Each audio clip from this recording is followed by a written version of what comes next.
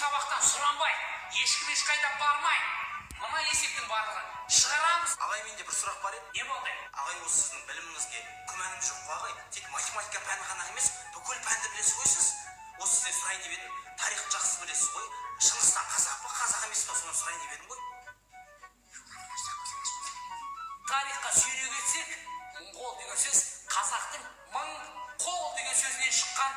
Шыңғысхан қазақ, Шыңғысхан таза қазақ. Қойшы ағай, Шыңғысхан таза моңғол ғой. Ей қыз, шаш тағатпа сен.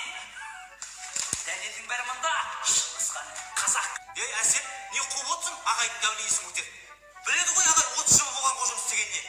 Ағай, кешіріңізші ағай. Бүкіл сыныптың атынан сізден кешірім сұраймын ағай. Ағай, басыңыз ауырып кетті ме? Су әкеліп берейін бе ағай? Әділеттің бүгін бағасы 5.